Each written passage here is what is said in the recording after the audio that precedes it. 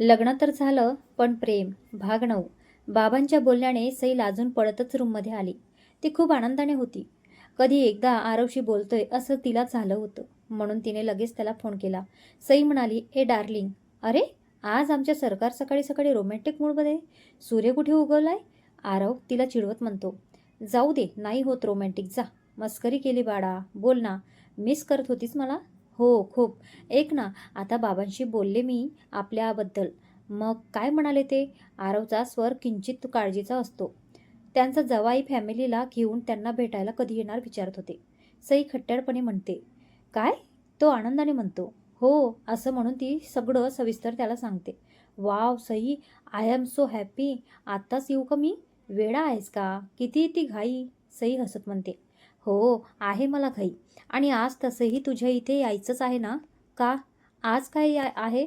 सई काही न कळल्याचा आव आणत म्हणते. आज पाडवा आहे ना, तुझ्याकडून ओवाळून घ्यायचे मला.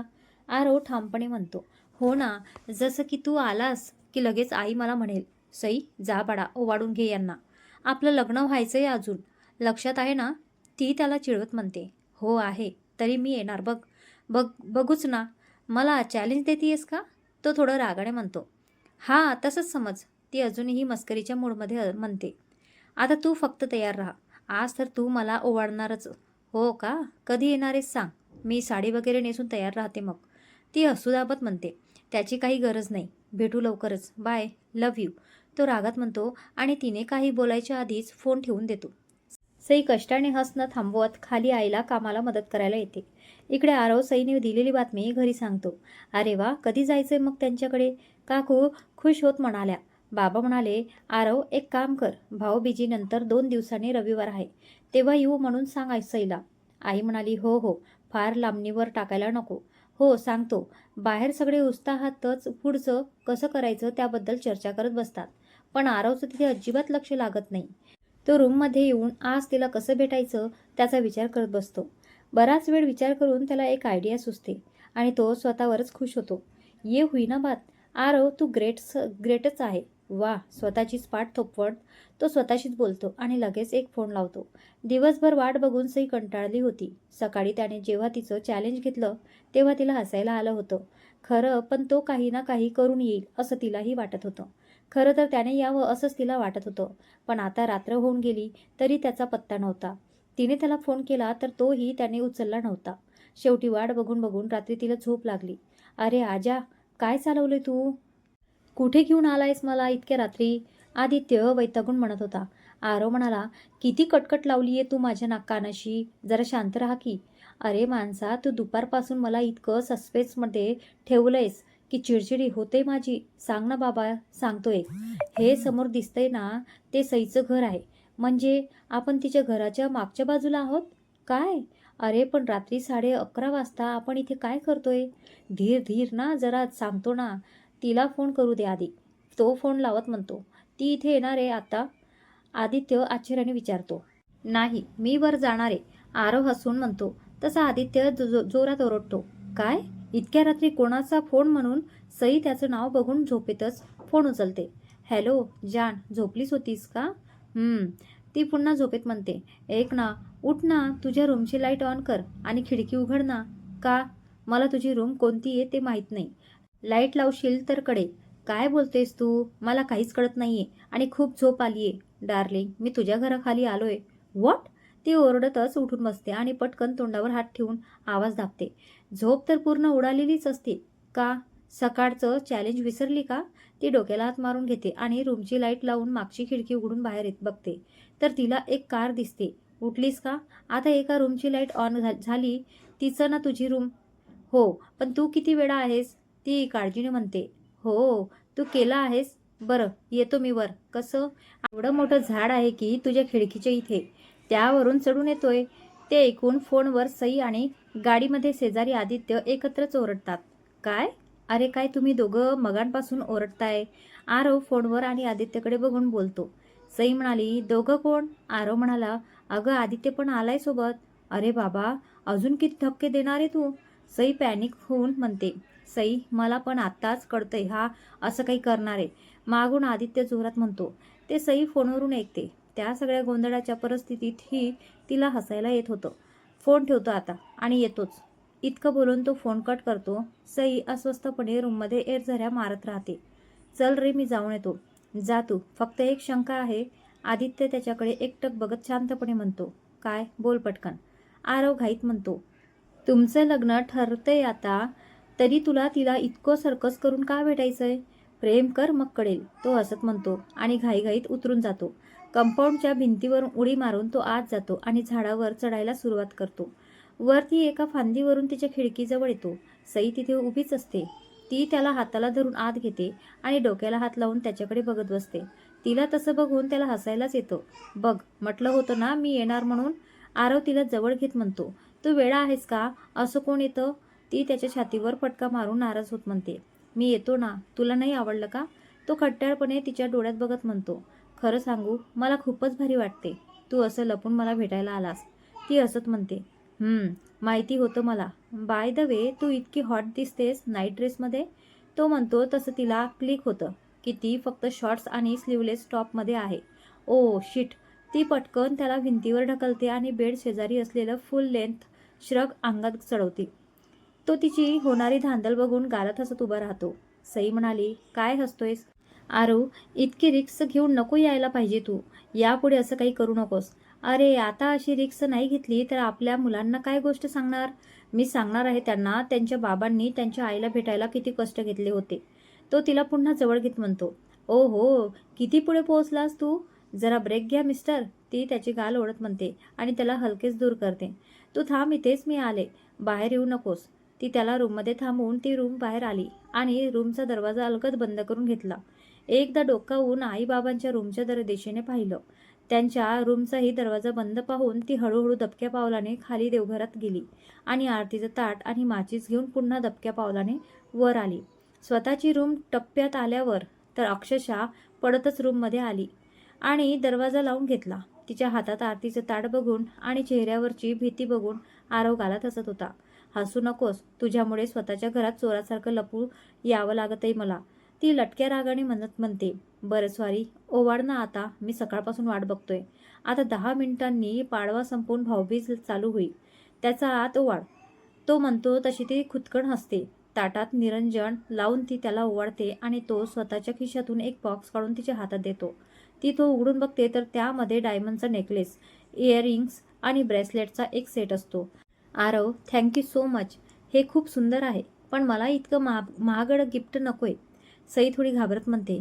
आरव म्हणाला, मला 100% खात्री होती तू हेच म्हणणार. पण सई, माझं जे काही आहे ते तुझंच आहे ना. मी ज्यांच्यासाठी कमावतोय त्यांच्यावरच खर्च करणार ना. तू, आई, बाबा आणि बाकी सगळेच. त्यामुळे प्लीज ठेवू नये. नाही म्हणू नकोस. बरं ठीक आहे. आणि तू घरी सांगितलंस मी सकाळी सांगितलेलं? हो सरकार. पाटील परिवार भावी पाटलीन बाईंना मागणी घालण्यासाठी या रविवारी येणार आहेत. तुम्ही तयार आहात? तो ॲटिट्यूडपणे म्हणतो. हो हो, अगदी इकडची स्वारी म्हणेल तसं. ती जरा नाटकीपणे म्हणते. ऐक ना, तू साडी नेसशील ना? नाही. आता कशाला साडी? मला पाहिलंय की सगळ्यांनी. ती त्याची मज्जा घेत म्हणते. प्लीज ना, नेस ना. तो चेहरा बारीक करून म्हणतो. बरं ठीक आहे, नेसते.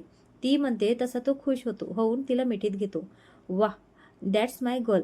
सई म्हणाली. बरं जा की आता, की इथेच राहायचंय? सई, तुम्हाला अक्षरशः हकलतीयेस? तो तिच्यापासून वेगळं होत चेहरा बारीक करून म्हणतो. हो मिस्टर, कारण तुम्ही रात्री 12 वाजता एका मुलीच्या रूममध्ये आहात. बाबांना जर कळालं ना तर आपलं लग्न ठरवायच्या आधीच मोडेल. ती हसत म्हणते. ती मुलगी माझी होणारी बायको आहे, त्यामुळे मी बाकी कोणाला घाबरत नाही. फक्त तिला आता मी जवळ नकोय म्हणून मी जातोय, असं म्हणून तो वळतो. इतक्यात ती त्याचा हात पकडून रागाने त्याच्याकडे बघते आणि मग त्याच्या मिठीत शिरते आणि छातीवर डोकं टेकवते. साई म्हणाली, तो खूप मार खाशील असं बोललास तर. तो खाली तिच्या चेहऱ्याकडे बघतो तर एक अश्रू तिच्या डोळ्यातून खाली ओघळतो. ओ शिट, सॉरी, मी मस्करीमध्ये बोललो. I am so sorry. Please रडू नको ना. तो तिचे डोळे पुसत म्हणतो. सॉरी ना. तिला समजावत तिच्या कपाळावर ओठ टेकवतो. मग नको जाऊ का? थांबू का इथेच? तो एका डोळा मारत तिला विचारतो. अजिबात नको, ती हसत म्हणते. तो तिला मिठी मारून गालावर किस करून पुन्हा खिडकीच्या दिशेने जातो. ए थांब, तिथून नको जाऊस, मेन डोअरने जा. का? नाही नाही, तिथून आलास ते ठीक आहे, आता गपचूप खालून जा, जास्त सर्कस नको आपल्याला. माझ्या मागे ये. ती दरवाजाच्या दिशेने येते आणि पुन्हा मागे वळून त्याला चिडवत म्हणते, फक्त कोणी चोर वगैरे समजून मारलं तर मी तुला ओळखत नाही. Very funny. तो तोंड वाकडं करत म्हणतो आणि आदित्यला फोन करून गाडी घरच्या समोर येऊन यायला सांगतो. ती आरतीचं ताट घेऊन आजूबाजूचा कानोसा घेत हळूहळू खाली येते. तोही तिच्या मागे येतो. ती त्याला मेन डोअर उघडून देते. घरी पोहोचलास की फोन कर. हो बाय. आदित्य बाहेर गाडी घेऊन तयारच असतो. ते दोघे निघतात आणि सई दरवाजा लावून आरतीचं ताट जागच्या जागी ठेवून पुन्हा रूममध्ये येते आणि तिला स्वतःशीच हसायला येतं. आनंदाच्या भरात एकटीच रूममध्ये नाचत बसते. आता काय झोप तर कधीच पडून गेली. नंतर दमून बेडवर येऊन झोपतो आणि काही वेळात तिचा फोन वाजतो. ती पहिल्याच रिंगला फोन उचलते. अरे लगेच उचललास? मला वाटलं झोपली असशील. झोपलेच होते, पण कोणीतरी आलं आणि झोप उडून गेलं. पोहोचलास तू? हो आताच. तू ना मुद्दाम करतेस असं, तो नाराजीने म्हणतो. कसं? हेच, मी लांब असतानाच रोमॅन्टिक होतेस, मी जवळ असताना तर खूप लाजतेस. गप्प झोप आता. झोप आली मला. बघ आता फोनवर पण लाजतीयस. बरं चल झोप, उद्या बोलू. Bye miss me. Love you, missing you a lot. Love you bye. दुसऱ्या दिवशी सकाळी सई आईबाबांना आरवच्या घरचे रविवारी येणार असल्याचं कळवते. भाऊबीजेसाठी तिचे चुलत मावस भाऊ घरी येतात. ती त्यांना ओवाळते. सईचे बाबा त्यांच्या भावाला सईला मागणी घालायला मुलाकडचेच घरी येणार असल्याचं कळवतात आणि आजी आजोबा आणि काका काकूंनाही गावाहून बोलावलं घेतात. रेणू दिदी ही भाऊबीजेसाठी घरी आली होती. 3 भावांमध्ये मोठी आणि लाडकी बहीण. तिला दरवर्षी अगदी हवी ती ओवाळणी मिळत असते. ती तिघांनाही ओवाळून घेते. सई तिला साडी देतो आणि दोघे भाऊही त्यांना आणलेली गिफ्ट देतात. आरव म्हणाला, दीदी तू यावर्षी काय ओवाळणी हवी सांगितली नाहीस म्हणून मी साडी दिली. सांग ना तुला काय देऊ? मला वहिनी हवी आहे. पुढच्या वर्षीची ओवाळणी तिच्याकडून हवी आहे मला. लवकरच येईल तुझी वहिनी आपल्या घरात. आरव हसतच म्हणतो. थोड्या वेळाने दोघेही गप्पा मारत बसतात. आरव रेणूला लक्ष्मीपूजनाच्या दिवशी जे झालं ते सगळं सांगतो. अरे वा, मग आता पुढे रविवारी जायचं म्हणत आहेत बाबा, सांगितलं सईला. अच्छा, खूप छान वाटतंय तुला इतकं खुश बघून. असाच राहा नेहमी. ती त्याच्या हसऱ्या चेहऱ्याकडे बघत म्हणते आणि त्याच्या डोक्यावरून हात फिरवते. दुसऱ्या दिवशी ऑफिस सुरू होणार म्हणून दोघेही लवकर झोपून जातात. पण कधी एकदा हे 2 दिवस संपून रविवार येतोय याची सगळे वाट बघत असतात. दिवाळीनंतर ऑफिस सुरू झाल्यावर सगळे अगदी जोमाने कामाला लागतात. लंच ब्रेकमध्ये सगळ्यांच्या घरच्या दिवाळीचा फराळ चाखला जातो. तो कैसी रही दिवाळी सिमरन? ए दिवाली तो मैं जिंदगी में कभी नहीं भूलूंगी. सई गालात हसत म्हणते. अरे वा, काय झालं असं? कविता आणि राहुल उत्सुकतेने म्हणतात. सई त्यांना सगळं सविस्तरपणे सांगते. कविता म्हणाली, ओ हो जीजू खूपच रोमॅन्टिक आहेत हा. राहुल म्हणाला, ए इतकी भारी बातमी दिलीस, आता पार्टी पाहिजे. हो रे बाबा, सगळं नीट करू दे मग देईन पार्टी. आणि तुमची दिवाळी कशी गेली? मस्तच, फक्त आम्हाला कोणी असं भेटायला नाही आलं ना. कविता म्हणते तसा राहुलला जेवता जेवता ठसका लागतो. काय रे, काय झालं? ठीक से खाना खाना भी नहीं खा सकता है क्या? सिमरन दोघीही त्याला एकदम बोलतात. अरे ओ पता नहीं क्या हुआ. असं म्हणून पाणी पिऊन पुन्हा जेवायला लागतो. लंच करून आणि फिरून सगळे पुन्हा कामाला लागतात. रात्री सईशी फोनवर बोलून झाल्यावर झोपताना आरव हाच विचार करून झोपतो. बस अजून एकच दिवस. सकाळी सकाळी सईच्या घरी अगदी गडबड चालू होती. मुलाकडचे त्यांच्या सईला मागणी घालायला येणार म्हणून तिचे आई आजोबा काका काकू आणि चुलत भावंड सान्वी अनिश आणि जुई शनिवारी रात्रीच त्यांच्या घरी आले होते. सगळे अगदी उत्साहात होते. सकाळचा नाश्ता झाल्यानंतर आजी आजोबा काका आणि बाबा सोफ्यावर बोलत बसले होते. काकू आणि आई किचनमधलं काम आवरत होत्या आणि सई सान्वी अतिश आणि जुईवर रूममध्ये दंगा घालत होते. सई दी कसे आहेत ग जिजू? सान्वी म्हणाली. सान्वी तिची चुलत बहीण, नुकतीच कॉलेजला जाणारी आणि बाकी दोघे तिच्या मागची भावंड. मस्तच आहे तो, आला की बघ ना. सई हसतच म्हणते. सान्वी म्हणाली, कधी एकदा बघते असं झालंय मला. दी तू साडी नेसणार आहेस ना आता? हो. अनिश म्हणाला, मी आता काय घालू?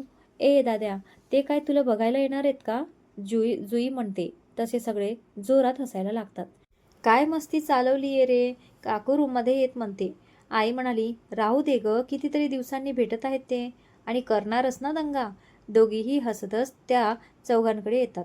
अगं आई, आता दी लग्न करून गेली की आम्हाला मस्ती नाही करता येणार ना. सानवी चेहरा बारीक करून म्हणते. अजिबात नाही हा, मी नाही बदलणार आहे, मी अशीच राहणार आहे. सई म्हणते तशा आई आणि काकू एकमेकींकडे बघून हसायला लागतात. बरं सई, तू आवर आता, साडी नेसणार आहेस ना, ते लोक येतील कधीही. सानू, मदत कर तिला जरा, काही लागलं तर आवाज द्या. अनिश, चल रे खाली. आई, तू सांग ना मी काय घालू, अनिश जाता जाता विचारतो. तशा तिघीही हसतात. आई, काकू आणि अनिश बाहेर गेल्यानंतर सानवी रूमचा दरवाजा लावून घेते आणि सईला आवरायला मदत करते. थोड्या वेळाने घरच्या बाहेर गाडी थांबल्याचा आवाज येतो. त्यामुळे काका आणि बाबा बाहेर येतच असतात. इतक्यात त्यांना समोरून आरव आणि त्याची फॅमिली येताना दिसते. नमस्कार, या या. काका आणि बाबा हसतमुखाने त्यांचं स्वागत करतात. त्या दोघांचा आवाज ऐकून आई आणि काकूही बाहेर येतात. नमस्कार, बसा ना, सईची आई हसून म्हणते. आरवला बघून सईच्या घरचे खूप खुश होतात. आरव वाकून तिच्या घरच्यांना नमस्कार करतो. जिजूच्या घरचे आले वाटतं, खालून आवाज येतोय बघ. सानवी तिच्या गळ्यात नेकलेस घालताना म्हणते. हो, पण भीतीच वाटतेय मला खाली जायला. सई जरा नर्वस झाल्यामुळे म्हणते. जुई म्हणते, अगं काय घाबरतीये, बिंदास जा. ही बघ चोमडी, कळत नाही तर गप्प बसाव ना माणसाने. सानवी तिच्यावर चिडून म्हणते. गप ग, लहान आहे अजून ती. सईला जुईला जवळ घेत म्हणते. सगळ्यांना बसवल्यानंतर आरव त्याच्या घरच्यांची ओळख करून देतो आणि सईचे बाबा त्यांच्या घरच्यांची ओळख करून देतात. घरात पाऊल ठेवल्यापासून आरवची नजर सईला शोधत असते, पण ती खाली कुठेच दिसत नाही. त्यामुळे आता राहून राहून त्याची नजर वर तिच्या रूमच्या बंद दरवाज्यावर येऊन थांबते. तो तिला मेसेज करतो. कुठे आहात सरकार, मी आलोय. थोडी वाट बघा, तुमच्या सरकार अजून तयार होत आहेत. हो का, जास्त पण तयार होऊ नकोस, नाहीतर आत्ताच घेऊन जाईल तुला. हट, गपचूप वाट बघ, मी आलेच. सईची आई आणि काकू सगळ्यांना चहा पाणी देतात. आरवची भिरभिरणारी नजर त्याच्या काकूच्या लक्षात येते. ती हळूच आरवच्या आईला खुणावते. त्याला बघून दोघीही गालत असतात. ताई, सई कुठे दिसत नाही, आरवची काकू म्हणाली.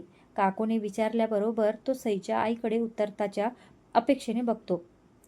ती रूममध्ये तयार होत होती. मी बघून येते तिचं झालं का. सईची आई जायला निघते. थांबा ताई, तुम्ही बसा, मी आणते बोलावून. काकू सईच्या रूममध्ये येते. बेटा, झालं का तुझं आवरून, तुझ्या सासूबाई आठवण काढत आहेत. काकू गालत हसत आणि तिच्या चेहऱ्यावरून प्रेमाने हात फिरवत म्हणतात. आणि जिजू, सानवी तिला चिडवत म्हणते. तशी ती रागाने तिच्याकडे बघते. काकू, ही खूपच बोलायला लागलीये, एकदा हाताखालून काढीन म्हणते. नक्की काढ, पण आता खाली जायचं का. हो, ती नजर खाली घेऊन म्हणते. जसं सई दरवाजा उघडून रूमच्या बाहेर पडते तसं आरवचं तिच्याकडे लक्ष जातं. आकाशी रंगाची जॉर्जेट साडी, थोडेसे केस क्लचमध्ये बांधलेले आणि बाकी मोकळे. चेहऱ्यावर हलकासा मेकअप. काकू तिला घेऊन खाली येत होत्या आणि मागे सानवी आणि जुई ही होत्या. सई जशी जशी जवळ येत होती तसं त्याला दिसलं की तिने त्याचे गिफ्ट केलेला डायमंड सेट घातला होता आणि कपाळावर खड्यांची टिकली. आरव तिला बघून खूप खुश झाला. ही मुलगी साडीमध्ये पण प्रत्यक्ष वेळी किती वेगळी दिसते आणि त्यात पण नक्की कशी जास्त सुंदर दिसते तेही नाही सांगता येणार. तो स्वतःशीच विचार करत असतो. तितक्यात शेजारी बसलेला समीर, त्याचा लहान भाऊ, कोपऱ्याने हळूच मारून त्याला भानावर आणतो. सई सगळ्यांना नमस्कार करते. खूप गोड दिसतेस बाळा. आरवची आई तिला हाताला धरून स्वतःजवळ बसवते. आम्हाला सगळ्यांना सई खूप पसंत आहे. आम्ही तिला मागणी घालण्यासाठी आलो आहोत, आमच्या आरवसाठी. आरवचे बाबा सगळ्यांना उद्देशून म्हणतात. हो, तुम्हालाही आमचा आरव पसंत असेल तर लगेच पुढचं ठरवून टाकू, आरवची आई म्हणते. तसे सईचे बाबा सईला बघत हसत म्हणतात. ती तर आत्ताच तुमच्यातली झालेली दिसते. मी आरवना आज पहिल्यांदाच पाहिलं आणि पुन्हा खात्री पटली, माझ्या लेकीची पसंत चुकणार नाही. आम्हाला पुढे जायला काही हरकत नाही. कधी एकदा सई लग्न करून घरी येतीये असं झालंय, काकू म्हणतात. तसे काका पटकन वाक्य पूर्ण करत म्हणतात. आरवला सगळे दोघांकडे बघत हसायला लागतात. सई आरवकडे बघते तर तो तिला पाहून एक डोळा मारतो. तशी ती पटकन नजर खाली घेते. अरे वा, खरं तर आम्ही आमच्या गुरुजींशी चांगल्या मुहूर्ताबद्दल बोललो होतो, तर त्यांनी पुढच्या महिन्यातली 18 तारीख दिली आहे. मग तुमची हरकत नसेल तर आपण साखरपुडा करून टाकूया तेव्हा, आरवचे बाबा सईच्या बाबांना म्हणाले. 18 नोव्हेंबर म्हणजे जेमतेम 15 ते 20 दिवस राहिले. तयारी होईल का, सईची आई काळजीच्या सुरात म्हणते. सईचे आजोबा म्हणाले. सुनबाई, तयारीची काळजी करू नका, काही कमी पडू देणार नाही माझ्या नातीला. हो वहिनी, मी आणि दादा आहोत ना, तुम्ही नका काळजी करू. सईचे काका, ठरवलं तर मग 18 नोव्हेंबरला साखरपुडा करूयात. आमची काही हरकत नाही. सईचे बाबा, काय रे पोरांनो, तुम्हाला चालेल ना? आरवचे काका त्या दोघांना विचारतात. दोघेही फक्त होकारार्थी मान हलवतात. बरं, तुमच्या काय अपेक्षा आहेत लग्नात? आजींनी सरळ मुद्द्याला हात घातला. काकू, आरवच्या लग्नाची घरात सगळ्यांना घाई आहे आणि उत्सुकताही. तो अगदी लाडका आहे. हो, ते या बाकीच्या दोघांनाही माहिती आहे. हो, ते या बाकीच्या दोघांनाही माहिती आहे. आरवची आई त्याच्या दोघा भावांकडे बघून म्हणते. तसे तेही हसतात.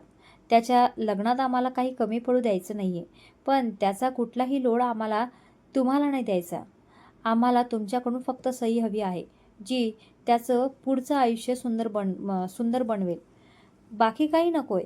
आरवची आई सईचा हात हातात घेऊन आजीकडे बघत म्हणते.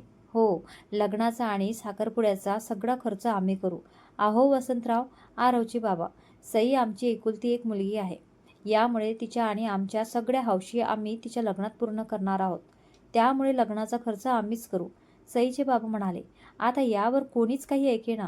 सई आणि आरव तर चेहरा पाडूनच बसले. आता आरवने नजरेने सईला खुणावलं. सईने पडलेल्या चेहऱ्याने आजोबांकडे पाहिलं आणि न राहून ते मध्ये पडले. सगळे शांत व्हा. दोन्ही घरातून लग्नासाठी उत्साह आणि तयारी सगळं आहे. त्यामुळे साखरपुडा आणि लग्नाचा खर्च अर्धा अर्धा होईल. ठीक आहे? आजोबा म्हणाले. ठीक आहे. दोघांचे बाबा एकत्रच म्हणतात आणि आरव सई सुटकेचा निश्वास सोडतात. उत्तम. आता लग्नाची तारीख कधी बघायची? आत्ताच विचारूयात का? म्हणजे गुरुजींना फोन लावतो लगेच. हो हो चालेल. लता, तोपर्यंत सगळ्यांचं तोंड गोड करण्यासाठी काही घेऊन या, सईचे बाबा हसत म्हणतात. ताई, ही मिठाई आणलीये, हीच घ्या. आरवची काकू त्यांना थांबवत म्हणते. मी प्लेटमध्ये काढून आणते. सईची काकू मिठाई आत घेऊन जाते आणि सगळ्यांसाठी प्लेटमध्ये सजवून आणते. गुरुजी म्हणत आहेत आणि 15 मार्च किंवा 5 एप्रिल तारीख छान आहे लग्नासाठी, अर्जुनचे बाबा फोन ठेवत म्हणतात. इतकं लांब? समीर आरवकडे बघत जोरात म्हणतो. तसे सगळे हसतात. आरव रागाने त्याच्याकडे बघतो. 15 मार्च चालेल. काय रे प्रताप? सईचे बाबा. आजोबा, हो चालेल ना. चला, ठरलं तर मग, आरवचे बाबा म्हणतात. तसे सगळे एकदम खुश होऊन जातात. सगळ्या बायका एकमेकांना आलिंगन देतात. सानवी सगळ्यांना मिठाई देते. सगळे तोंड गोड करतात आणि सई आणि आरवलाही भरवतात आणि पुन्हा जागेवर येऊन बसतात. आरव थोडी हिंमत करून सईच्या बाबांना विचारतो. काका, आता सगळं ठरलंय तर तुमची हरकत नसेल तर मी सईशी थोडं बोललं तर चालेल का? ते सईकडे बघतात तर ती लाजून नजर खाली घेते. जा बोला. सई, तुझी रूम दाखव यांना. मी पण जाऊ? मला पण बोलायचे जिजूशी, जुई म्हणते. तसे दोघे एकमेकांकडे बघतात. नाही जुई, तू नंतर बोल हा बाळा जिजूंशी, सईची काकू म्हणाली. आरव जाता जाता प्लेटमधून एक मिठाई घेतो आणि तिला नजरेनेच खुणावतो. दोघे वर जायला निघतात. खाली सगळे निवांत गप्पा मारत बसतात. कॉंग्रॅच्युलेशन सई, लवकरच तुम्ही मिसेस आरव पाटील होणार आहात, तो तिला मिठाई भरवत म्हणतो. तीही त्याला मिठाई भरवत असते. इतक्यात तो तिला थांबवत म्हणतो. मला असं नाही तोंड गोड करायचं.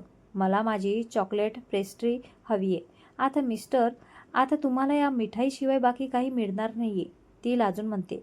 तू खूप भारी दिसतेस, तो म्हणतो आणि तिला मिठीत घेतो. तिच्या गालावर ओठ टेकवतो. आई आवाज देतीये वाटतं खाली, असं म्हणत ती पटकन वळते तसा तो तिचा हात पकडतो. सोड ना प्लीज, ती मागे वळून लाजत म्हणते आणि तो गालात हसत तिचा हात सोडून उभा राहतो. ती पडतच रूमच्या बाहेर पडते आणि खाली येते. आरवही तिच्या मागे खाली येतो. चला येऊ आम्ही? आरवचे बाबा, आहो नाही नाही, जेवून जा, आता जेवायची वेळ झालीच आहे, सईची आई म्हणाली. आहो नको ताई, पुन्हा कधीतरी, आता निघतो, आरवची आई म्हणाली. आजी म्हणाल्या, ते काही नाही, या दोघींनी सगळी तयारी केली आहे, तुम्ही बसा, जेवूनच जा. आजींच्या पुढे कोण कसं बोलणार म्हणून सगळे थांबतात आणि सईची आई आणि काकू किचनमध्ये येतात. मागोमाग सईही जाते. आई, तू बाहेर बस, मी करते सगळं. हो ताई, सगळी तयारी झालीच आहे, आम्ही दोघी करतो पटकन, तुम्ही वहिनीबाईशी बोलत बसा. बरं, काही मदत लागली तर आवाज द्या. त्या दोघींना किचनमध्ये सोडून त्या बाहेर येतात. सईचे आणि आरवचे बाबा, काका आणि आजोबा बाहेर अंगणात शेडमध्ये येऊन निवांत गप्पा मारत बसतात. सगळ्या बायका खाली आजी आजोबांच्या रूममध्ये येऊन पुढच्या तयारीबद्दल बोलत असतात आणि आरव भोवती त्याचे आणि सईचे भावंड घोळका करून हॉलमध्ये सोफ्यावर बसलेले असतात. सगळ्यांना होणाऱ्या जिजूशी बोलण्याची खूप उत्सुकता असते. जुई आणि अनिशने तर त्याला आणि त्याच्या भावांना प्रश्न विचारून हैराण केले असते. पण आरव न कंटाळता सगळं काही हसून सांगत असतो. थोड्या वेळानंतर सान्वी त्यांच्याकडे येते आणि कोणाच्याही नकळत त्याला विचारते, जिजू तुम्ही इथे कुठे यांच्यात बसलात? दीकडे जायचं का? तो आश्चर्याने तिच्याकडे बघतो. कसं जमेल? सगळे तर माझ्या भोवतीच बसलेत आणि किचनमध्ये काकू पण आहेत ना. सान्वी म्हणाली, मी आहे ना, मी करते काहीतरी. ती अनिश आणि जुई जवळ येते. सान्वी म्हणाली, ए छोटे लोक, चला आपण जिजूंसाठी आणि बाकी सगळ्यांसाठी आईस्क्रीम घेऊन येऊ. हो हो चालेल, मला पण हवी आहे आईस्क्रीम. जुई उड्या मारतच म्हणते, सम्या तुम्हीही जा त्यांच्याबरोबर गाडी घेऊन. चालत कुठे जाणार ते? जा, जेवणाला अजून वेळ आहे. आरव समीरकडे पैसे देत म्हणतो, तू सरळ सरळ आम्हाला कटवतोयस.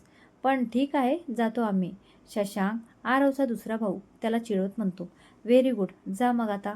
आणि एक ना, बाहेर बाबा आणि काकांनाही काही विचारलं तर सांभाळून घे. हां, आरव हळूच म्हणतो. तसे ते दोघं बाकींच्यांना घेऊन निघतात. जावाई, काही हवंय का? आरवला किचनच्या बाहेर घुटमळताना बघून काकू बाहेर येऊन विचारतात. हो काकू, थोडं पाणी हवंय.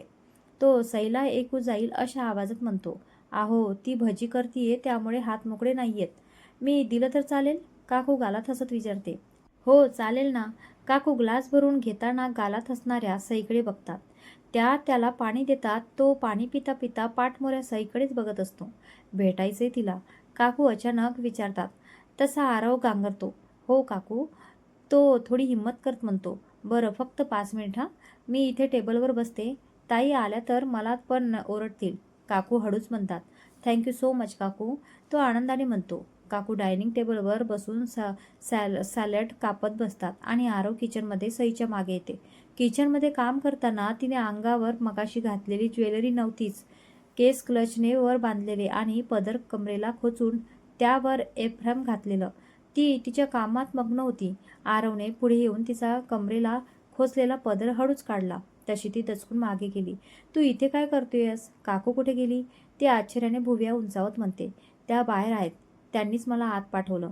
तो तिच्याकडे बघत पुढे येत म्हणतो, काय? ती जोरात बोलते तितक्यात तो तिच्या ओठांवर हात ठेवतो. ओरडू नकोस, नाहीतर काकूंना वाटेल मीच काहीतरी केलं. तो हसत म्हणतो. ती फक्त डोळे मोठे करून त्याच्याकडे बघत राहते. तोंडावर त्याचा हात असल्यामुळे ती काही बोलू पण शकत नाही आणि हात तेलाचे आणि बेसनाचे असल्यामुळे त्याचा हात काढूही शकत नाही. ती डोळ्यांनीच त्याला गॅसकडे इशारा करते. तो ते समजून गॅस बंद करतो आणि तिच्या ओठांवरचा हात काढतो. काय? काही नाही केलं. पदर खोचलेला का काढलास? ती तसेच दोन्ही हात हवेत करत म्हणते. खोचून देऊ का परत? तो डोळा मारत विचारतो. काही नको, मी करते. असं म्हणून ती बेसिंगकडे जात असते. तसं तो तिला हात पकडून स्वतःकडे खेचतो. भिंतीला टेकवून उभं करतो. एफ्रेमच्या बाहेर आलेला पदर पुन्हा तिच्या कमरेला खोचून तो अलगद तिच्या कमरेवरून बोट फिरवतो. तशी ती शहारते आणि डोळे मिटून घेते.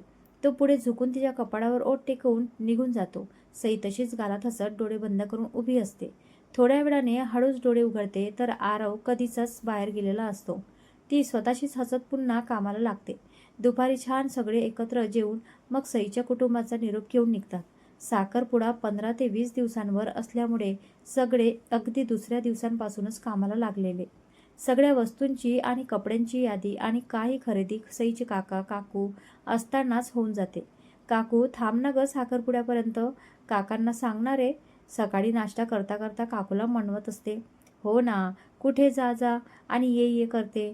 थांब की इथेच. सईची आई, अगं बाळा 2 दिवस जास्त खरेदीसाठी थांबलो ना, त्यामुळे आता जाते आणि परत साखरपुड्याचे 2 दिवस आधी येईल ना. काकू तिला समजावत म्हणते. काका म्हणाले, आणि सई मी पण जरा कारखान्याची कामं आटपून येतो. आई बाबा आहेत ना इथेच, आणि आता यांच्या शाळा कॉलेज पण सुरू झालेत ना, त्यामुळे तेव्हाच मस्त 3-4 दिवस सुट्टी काढता येईल. काकू तिघांकडे बघून म्हणते. बरं ठीक आहे, पण लवकर या. सई चेहरा बारीक करून म्हणते तशी काकू तिला जवळ घेऊन तिच्या चेहऱ्यावरून हात फिरवते. लवकर येईल बाळा, तू काळजी घे. सगळ्यांचा निरोप घेऊन काका काकू आणि तिन्ही भावंड पुन्हा गावाला जायला निघतात.